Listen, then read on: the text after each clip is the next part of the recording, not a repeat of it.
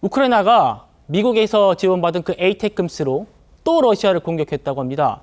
러시아의 전술 항공 비행장이 타격 대상이었다는데요. 만나보시죠. Ебать, там хуярит, блядь. Ебать! Твою мать, блядь!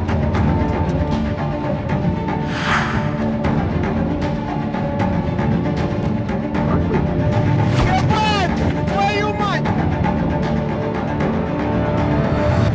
Ебать! Твою мать, блядь! Пизда. 자, 지금 여러분 보신 게 게임이 아닙니다. 실제 전쟁터에서 벌어지고 있는 그런 비같이 쏟아지는 포탄 보고 계시는 겁니다. 차관님. 자, 이번 공격 피해 규모는 밝혀지지 않았습니다만 에이테크스 공격이요. 저렇게 보니까 위력이 정말 상당하네요. 예, 위력이 어느 그렇습니다. 정도입니까, 저거? 미국이 보유한 전술 탄도미사일인 거죠. 예. 그래서 실제 전장에서 적의 기지라든가 이번과 같은 경우에는 공군 기지를 타겟으로 한 것이고 부대를 갖다가 정밀 타격해서 괴멸시킬 수 있는 능력을 가진 미국이 보유한 첨단 미사일인데요. 이것을 갖다가 바이든 행정부가 사용하기 허락함으로써 전쟁 양상이 지금 바뀌고 있는데 말씀하신 것처럼 지금 내년 1월 20일 트럼프 행정부 출범 이전에 이러한 교전이 더욱더 치열해질 것이다. 그런 한 예라고 볼 수 있겠습니다. 예. 우크라이나의 이런 미사일 공격에 러시아도 얼마 전에 신형 탄도미사일, 중거리 탄도미사일 오레시니크로 우크라이나의 공장을 공격했죠. 우크라이나가 그 오레시니크의 잔해를 공개했습니다. 자, 보여주시고요.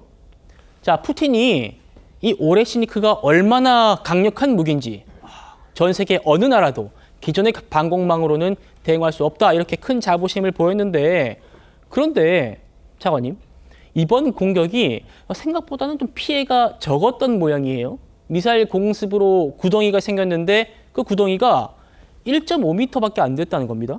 자, 이거는 어떻게 봐야 됩니까? 목적이 달랐다 이렇게 설명드릴게요.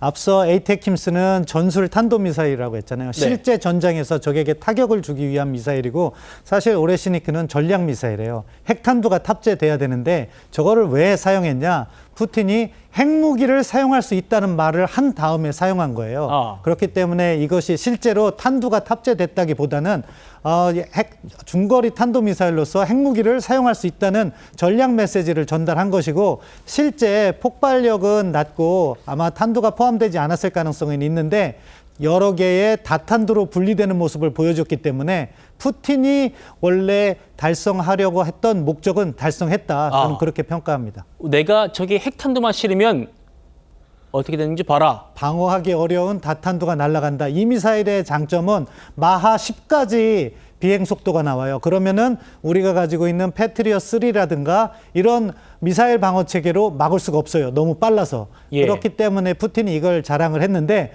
물론 푸틴의 말을 그대로 다 믿을 필요는 없습니다. 요즘에는 인지전이라고 해서 약간 자기들의 능력을 키워서 상대를 갖다가 압박하는 그런 전술도 구사하기 때문에 그대로 믿을 필요는 없겠지만 아무튼 푸틴이 핵무기를 사용할 수 있다는 모습은 제대로 보여줬다. 그렇게 평가합니다. 알겠습니다. 영국의 스톰섀도우라든지 또 프랑스 미사일도 지금 우크라이나가 쓰고 있다고 하는데 러시아가 아마 이런 나라들에도 경고를 보내고 혹시나 더 다른 나라들 참전할 나라 있으면 경고하는 그런 효과도 있는 것 같군요.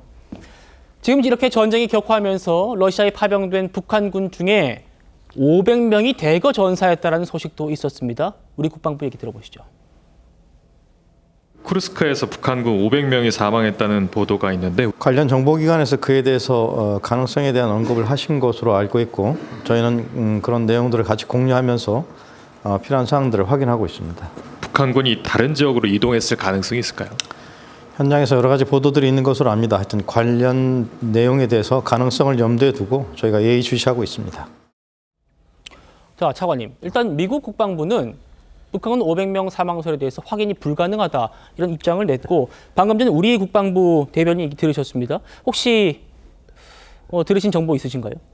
제가 개별적으로 들은 건 없고요. 예. 다만 미국과 같은 경우에는 확인을 한 다음에 이야기를 하는 것이고 전쟁을 수행하고 있는 우크라이나 입장에서는 저게 두 가지 목적이 있는 거죠. 하나는 인지전 차원에서 북한군에게 많은 피해를 줬다 하는 정보를 러시아에게 전달하는 것이고 다른 한편으로는 심리전도 될 수 있습니다. 왜냐하면은 현지에 나가 있는 북한군들이 저런 정보를 들었을 때 아무리 피해가 없다고 러시아 측에서 이야기를 하더라도 그들은 위축될 수 있거든요.